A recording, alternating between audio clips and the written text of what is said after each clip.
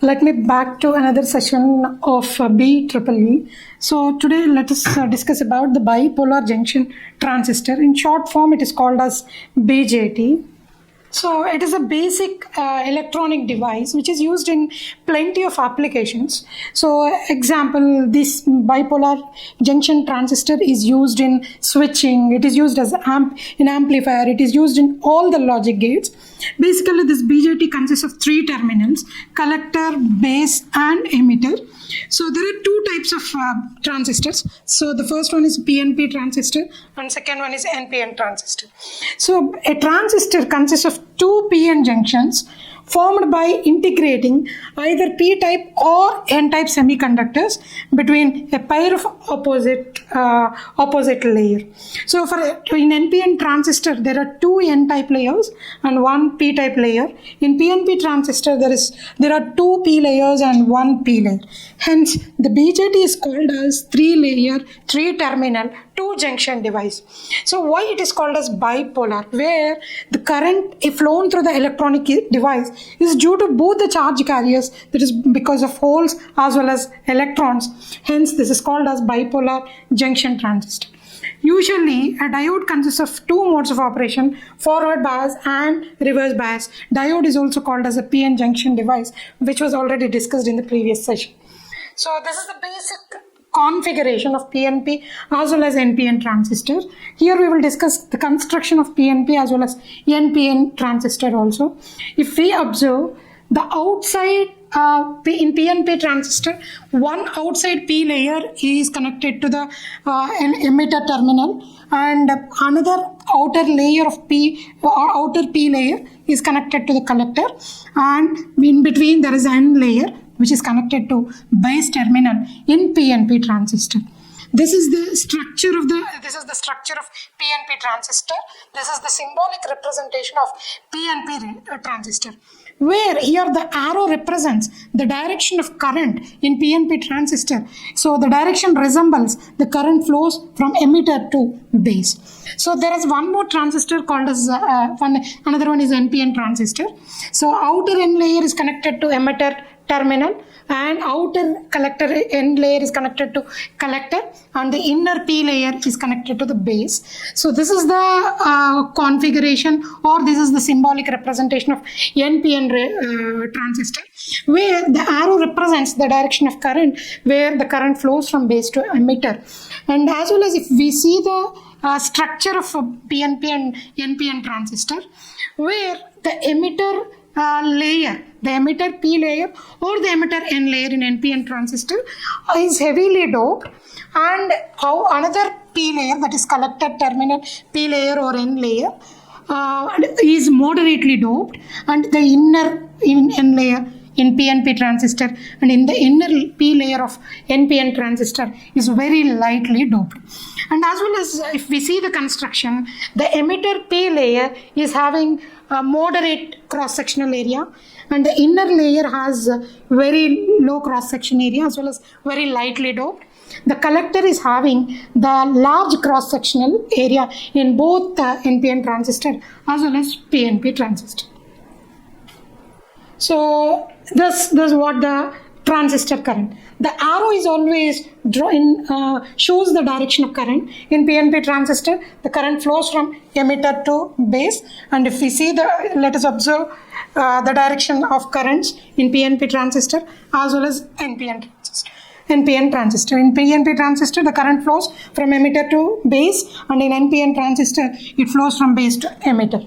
Where IC represents the current flowing through the collector terminal, IB represents the current flowing through the base terminal, and IE represents the emitter current. So actually this PNP transistor, if we observe, so this is a PN1, this is a diode, and this is the another diode. In NPN transistors also, there are two diodes connected in this fashion. So this is this is PNP transistor and this is NPN transistor. So if we represent the PNP and NPN transistor with the analogy of the diodes, this is the representation. So now we will see what are the different modes of operation and how actually a transistor operates. And now this is a PNP transistor, emitter base and collector. So now if we observe in this emitter base junction, there are two junctions. One is emitter base junction and another one is collector base junction. So where the collector base junction is having double width as compared with the emitter base junction. As well as if we observe now, the external emitter P layer is connected to the positive terminal of the battery, and in between there is N layer which is connected to the negative terminal of the battery. Hence this emitter base junction is in forward bias condition. So the next one, if we observe the collector base junction, where P layer is connected to the negative terminal of the battery and base N layer is connected to the positive terminal of the battery. Hence the collector base junction is said to be in reverse biased condition.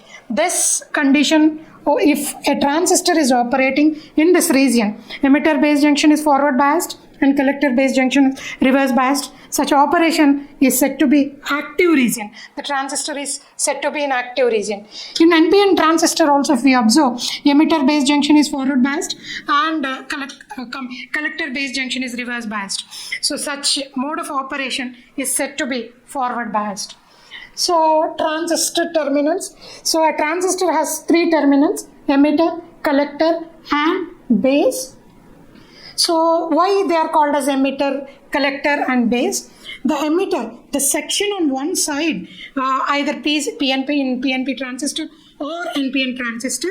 In NPN transistor, this emitter supplies, so this N layer consists of majority charge carriers or electrons. So this emitter supplies electrons and they will move towards the emitter base junction. So then if we observe, so this emitter junction emits the carriers. So in PNP transistor also, if we observe, the majority carriers are in this emitter P layer are holes. So that means the emitter layer or the emitter terminal emits the charge carriers. So now if we observe, the base layer is very thin, and so all the charge carriers will flow towards the base terminal, and this collector collects all the charge carriers coming from the emitter. So that is why this terminal is called as collector. So these are the basic idea about the emitter, collector and base terminals. So emitter emits the charge carriers, base allows the charge carriers, and collector collects all the charge carriers. So usually the emitter is heavily doped so that it can inject a large number of carriers, either electrons in NPN transistor, holes in PNP transistor. The base is very lightly doped and thin, then it passes all the charge carriers into the collector. The collector is moderately doped with a larger area. Because why larger area? Because it has to collect all the charge carriers coming from the emitter.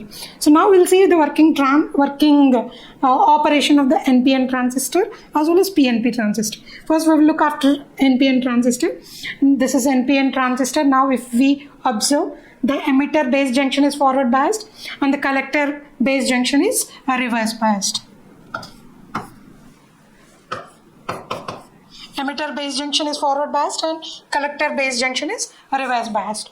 So if we observe, the emitter terminal is connected to the negative terminal of the battery, hence all the electrons in the emitter terminal of the N layer will be repelled by the negative terminal of the battery, and they will cross the emitter base junction, and so this P layer is having a majority carriers of holes, but this P layer is very lightly doped. Hence, few electrons coming from the emitter will combine with the holes in the P layer, constitute a base current, which is shown in this direction. And now the remaining electrons will flow through the collector. So the collector collects the remaining charge carriers, causes the flow of current through collector. Hence, emitter current is equal to base current plus collector current in NPN transistor. And such mode of operation is said to be active mode. Active mode of the NPN transistor.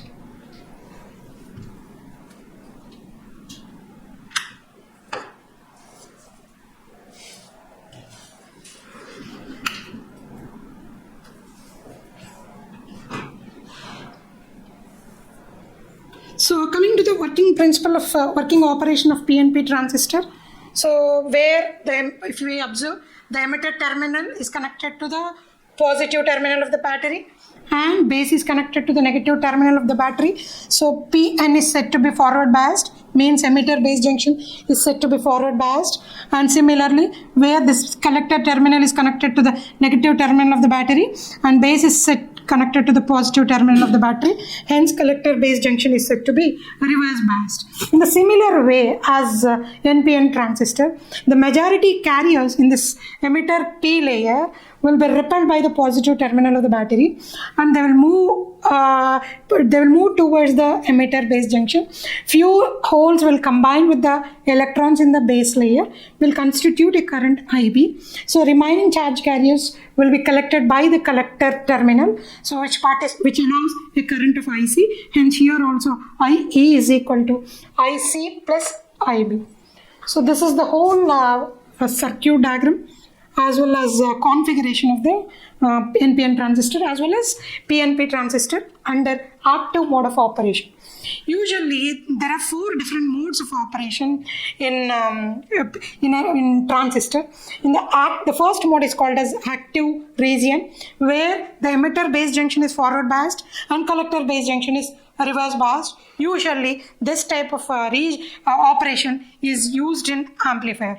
In saturation region, both emitter base junction and collector base junctions are said to be forward biased. Usually this type of configuration is used in logic switches. The last one is third one is cutoff region, where both emitter base junction as well as collector base junctions are reverse biased. At that time the transistor is operating in cutoff region or it is said to be in off state. There is one more operation, inactive region, where the base emitter junction is reverse biased and the collector base junction is in forward biased. So there are 3 different types of configurations exists in transistor. First one, common base configuration. In short form, it is called as CB configuration. Second one is common emitter configuration. In short form, CE, and common collector configuration, which is represented as CC configuration. Each configuration has its specific advantages as well as disadvantages. So irrespective of the configuration, maybe CB or CE or CC, the emitter base junction is to be in forward biased condition as well as collector base junction to be in reverse biased condition. So first let us see common base configuration, and this is the circuit of the common base configuration of the PNP transistor as well as NPN transistor. This is emitter, base and collector. So the base is common between emitter and collector, and here also in another NPN transistor also, if we see, the base is the common terminal between emitter and collector.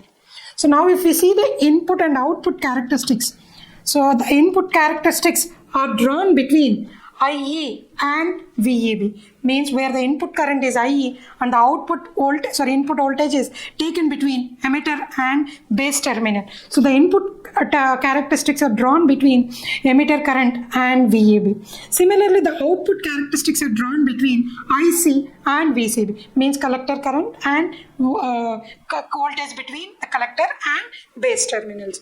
So while taking the input characteristics, the output voltage must be maintained constant. Similarly, while output characteristics are drawn, the input current IE to be maintained constant. So first let us see the input characteristics, where the voltage between emitter and base is taken on, VEB is taken on x-axis, input current is taken on y-axis. If we observe, the characteristics are similar to the PN junction diode, and as well as if we observe, the emitter current is almost independent of the VCB. VCB means output voltage. This leads to the conclusion that emitter current is almost independent of the collector voltage. So now the output characteristics are drawn between collector current and VCB, collector base voltage. So if we just observe the characteristics between output voltage and output current, output voltage is taken on x-axis and output current is taken on y-axis. If we observe, so the output resistance of CB circuit is very high, of the order in terms of tens of kilo ohms. So this is not surprising because the collector current changes very slightly with the change in VCB. So after one particular point, if we observe, the collector current or the emitter collector current almost maintains constant irrespective of the output voltage. So this is what about the collector common base configuration. So the next one is common emitter configuration. This configuration is very important. In 90% of the applications of transistor, this common emitter configuration is used, where the emitter terminal is common between collector, base and collector. The input current is base current. Input voltage is VAB, means the voltage between emitter and base. So the output current is IC, collector current, and the output voltage is taken on along VC, between the VCE terminals C and E. So this is called as a common emitter configuration. So these are the input characteristics. So these are the characteristics of common emitter configuration. So this is the output characteristics of the common emitter configuration, where the output voltage is taken along x-axis and output current is taken as along y-axis. If we observe, after at one particular point of the output voltage, the collector output current remains constant. The output voltage at which, from which onwards the output current maintains constant, such voltage is called as knee voltage, above which the output current almost maintains constant. So the third configuration is common collector configuration. In the circuit, the collector is the common terminal between the emitter and base. So this is the configuration, common collector configuration, where the input is base terminal, the output is emitter, and in between the common terminal is collector terminal. So the input characteristics are drawn between IB and VCB. The output characteristics are drawn between IE and VCE. So the characteristics, input characteristics are somewhat different from the previous two configurations. Irrespective of the voltage, input variations in the voltage, the input current almost maintains constant. So now this is what about the common emitter, common base and common collector configuration, as well as its input and output characteristics. So in many of the applications of the transistors, such as amplifiers, as well as in logic circuits, in clipping and clamping circuits, these transistors are used. In many of the applications, MOSFETs are replaced with the transistors because of its easy working. Thank you.